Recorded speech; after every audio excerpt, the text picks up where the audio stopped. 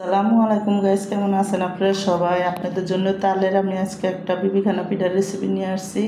তাল দিয়া তো প্রথম দেখুন এখানে আমি একটা বাটি দিয়া 1 কাপেরও বেশি হইব, 1.5 কাপ হইব আমি চালের গুঁড়া, 1.5 কাপ আমি ময়দা দিছি এখানে দিয়ে। কিন্তু দেখুন আমি এখানে 1 কাপের মতন চিনি দিছি পুরা, যে বাটি দিয়া ময়দা আর বাটি লইছি, আর আমি গুঁড়া দুধ দিছি 1/2 কাপ দিয়ে, স্বাদ মতো লবণ দিয়া তারপরে কিন্তু আমি তাল অল্প অল্প করে তাল দিয়া কিন্তু সুন্দর করে একটা বেটার তৈরি করে নেব।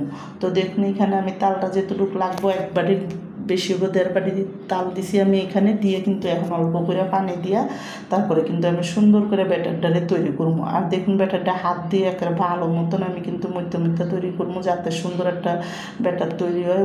ওই আন্দাজে বেশি নরমও না আবার বেশি শক্ত যেমন না থাকে, সুন্দর মতন যাতে হয়। চিনিটা গলা পর্যন্ত আমি কিন্তু আর এদিকে কোনো পানি দিব না।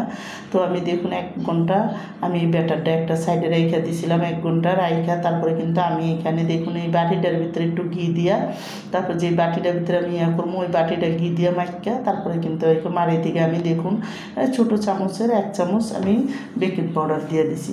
বেকিং পাউডারটা দিয়ে তারপরে কিন্তু দেখুন আমি ওখানে কতরি নারকেল দিয়ে দিছি, আর এদিকে হাত দিয়া ঘিটা সুন্দর করে যে বাটিটা বসা মোটা দিয়ে দিছি, আর এদিকে দেখুন কয়টা নারকেলও কিন্তু আমি একসাথে মিলাই দিছি। তো দিয়ে কিন্তু বেকিং পাউডারটা দিয়ে তারপর সুন্দর মতন হাত দিয়ে ডুলে আমি ভালো করে ব্যাটারটা করে নিবো।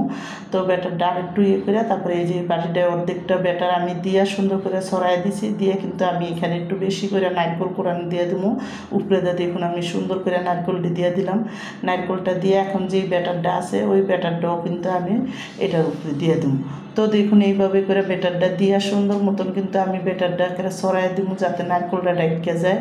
তো আমার এই বিবিখানা পিঠার তালের পিঠার রেসিপিটা যাদের পছন্দ তারা লাইক সাবস্ক্রাইব দিয়েন প্লিজ। আমার ভিডিওটা আপনারা বেশি বেশি শেয়ার করে দিন আর সাবস্ক্রাইব করে দিন। আর যে যেখান থেকে দেখতেছেন আমার কমেন্ট করে জানাইন। তো দেখুন এখানে কিন্তু আমি সুন্দর মতন এখানে ভিডিওটা ভালো করে দেখুন আমি নারকেলটা কিন্তু ডাইকা দিলাম ব্যাটারটা দিয়া, যাতে সুন্দর করে ব্যাটারটা দিয়ে ডাইকা দিলে নারকেলটা মানে দেখা না যায়।